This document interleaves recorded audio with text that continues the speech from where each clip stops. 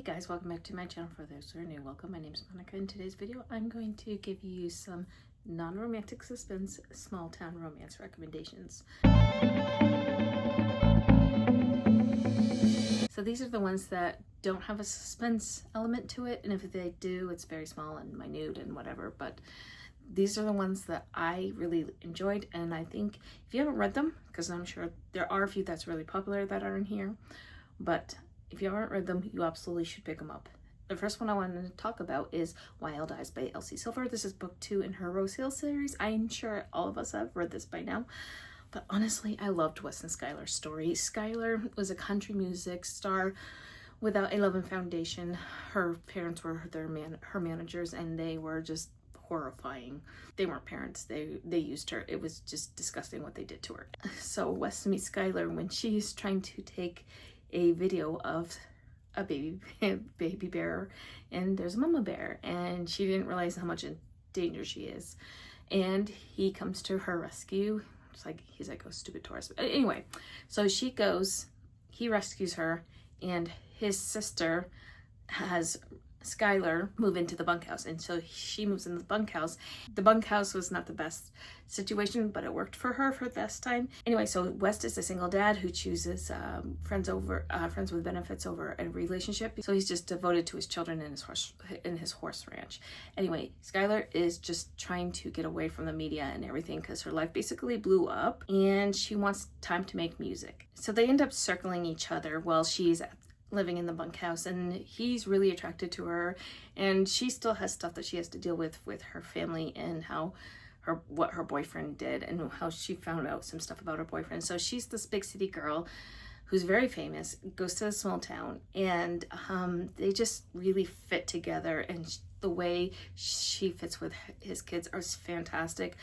The characters were really well developed. This was a great small town. You could feel the sexual tension, the chemistry between West and Skylar. I just absolutely love this. The conflict was perfect for how this was going to go, and frankly, this one, I'm not sure it's a lot of people's favorite, but it's pretty much my favorite. I really just liked this whole series. This whole series is really good, so I would recommend that one. So the next book I want to recommend is Unraveling Him by Claire Kingsley. This is book 3 in the Bailey Brothers series. I love the Bailey Brothers series. This is one of my absolute favorite series of all time. This one is about Evan Bailey. He's very grumpy. He lives by himself with his German Shepherd for companionship. The German Shepherd in his old cars that he fixed up. He is very reclusive. He does not like people. And he only knows Fiona based upon interactions over the phone with her to get parts and stuff because Fiona's father owns a garage / parts to get parts for other people. So she has all these contacts that he doesn't have.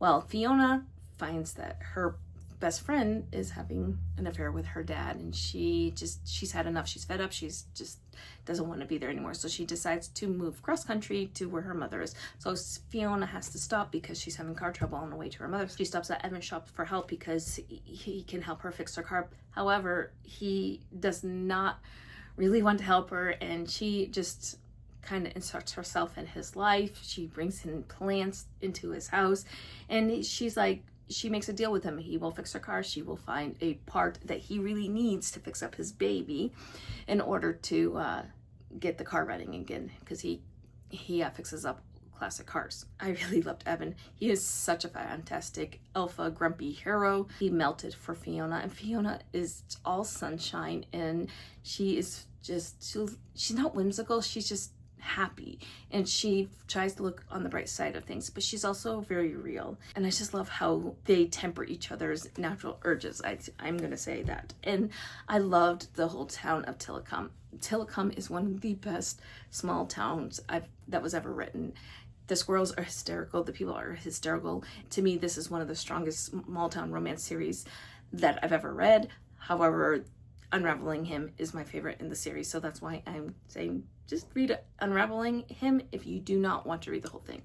You will not be disappointed in this one. The next one you've heard on my channel in the past, and it's been around. Everybody's been talking about it. It's Loving Romeo by Laura Pavlov. This is book 1 in the Magnolia Falls series. This is grumpy sunshine, small town sports because he's a boxer.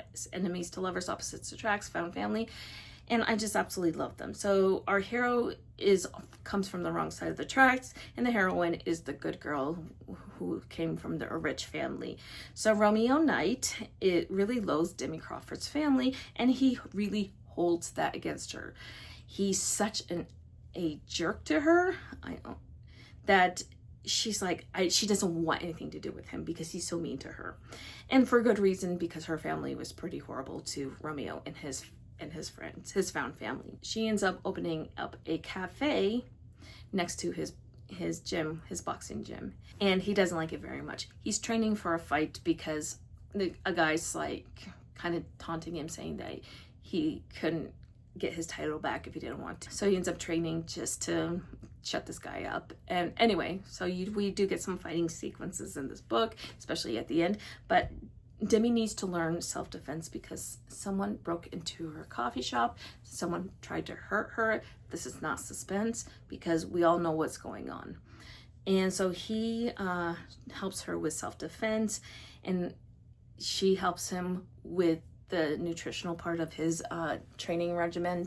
And they just start growing closer. The pacing was perfect in this book. They communicate well in this book. I love the Rocky references, and if you know about Rocky, you know about Rocky. They grew well as a couple, and they grew well individually in this book. And if you know me, character growth is just everything to me. The characters have to grow. They cannot be stagnant, or I'm just like, yeah, okay. Anyway, I just loved everything about this book, and the books themselves just kept getting better for the most part in the series. This one, it was my favorite book for the longest time until Beating Heart, but I still love this book very much, and I highly recommend this book if you have yet to pick it up.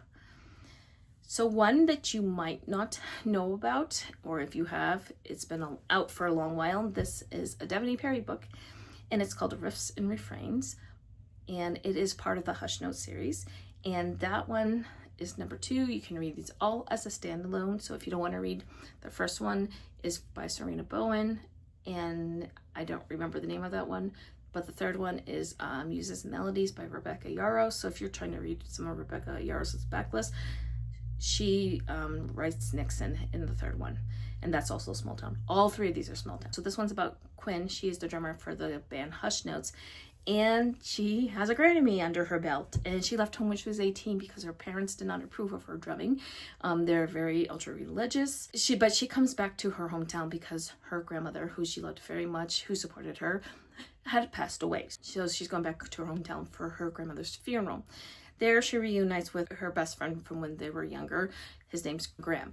Graham is a single dad. He got a woman pregnant when they were in college, and the woman didn't want anything to do with the kid, so she waived her parental rights and moved on, and Graham became a single dad, and he, I believe, if I remember correctly, because it's been a while, he worked construction. So Graham and Quinn have a past. They were high school sweethearts, and they lived next door to each other, and they were just best friends until she ran off 9 years ago. So she meets Graham and his 7-year-old son, Colin, and Colin is a big Hush Notes fan. And the way Quinn learned more about Graham again is she was helping her through the grief of losing her grandmother and dealing with her family, who's still not really supportive of her lifestyle because, I mean, she's a rock star, she's a drummer, and they don't condone the way she's living her life. So he's helping her work through that, and they are getting closer again. This wasn't always been you type of a situation where neither of them were going to be with anybody else ultimately because they were in love with each other. They were the right people. She needed to grow and to figure things out on her own when she was young. And I just loved the way the story just was developed. I loved the characters. I loved the romance. I loved the fact that he was such a good dad to his son. And I loved the small town. It was just this one is such an underrated Devoney Perry book, and I do highly recommend this one. So the last non-suspense small town romance that I'm going to talk about is Grin and Barrett by Penny Reid. This is book 2 in the Winston Brothers series. I absolutely adore the Winston Brothers. There is some suspense stuff, but it's so back in this one.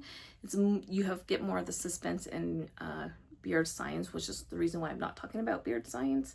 Beard Science is Cletus and Jen, and I love Cletus and Jen. I mean, Jen blackmailed Cletus, which is not a good idea because he's a mad genius. But this one is about Sienna Diaz, and she's beautiful and she's curvy, and she is in Green Valley to shoot a movie. And Jethro Winston. So Jethro used to be part of the Iron Wraiths. The Iron Wraiths is the local biker gang that the Winston brothers' father was a part of. And they hate the Iron Wraiths. Jethro got out of there with the help of Cletus, funny enough, and their other brother Billy. And he got his life together. He got his GED and became a park ranger. And he meets her on the side of the road when she gets lost and she needs help to get to the movie set. And he did not know who she was when they first met. They had an immediate connection when they met. And we see the joy that Sienna has. And Jethro is well, he has a darker past. He is all sunshine. You have the Green Valley small town. You have that small town feel. Plus you have the jam sessions where people go and they sing and stuff at an old school, and it's just like a big community potluck. It's a lot of fun for them. You have the Donner Bakery. You have some really well-rounded small town characters in this. This is like a whole world. These characters were so well written that they actually feel real. Green Valley feels real, like it could absolutely exist. I just love that Sienna is a curvy Latina heroine who is very funny, and she's very sure of herself. Sometimes she feels like she's a rambling mess, especially around Jethro, because she has a thing for Jethro, and Jethro has a thing for her. And one of the best things I loved about this is that they had a lot of great communication, like some of the best top-notch communication I've read out of a romance novel. And not only that, is that they truly pined for each other. They wanted each other. This was mutual pining at its best. Plus, he had to change who he was, and he had to figure things out. Like after leaving the Iron Wraiths, he went on a no-sex moratorium until he met Sienna, and he felt like he needed to better himself for a very long time, and she saw who he was in his heart. And I just absolutely love this book so much. I love the Winston brothers. There's another one called Beauty and the Mustache. That one is really hard because you're seeing their mother die of cancer and having to deal with their father's antics. That is book 0 because that's in the Knitting in the City series. I would recommend starting with that one and then just going through the whole Winston Brothers series because it is one of the best small town romance series I've ever read. The characters are, again, well fleshed out. Every single romance is good. My least favorite one is Beard and Mind, but that one is still solid.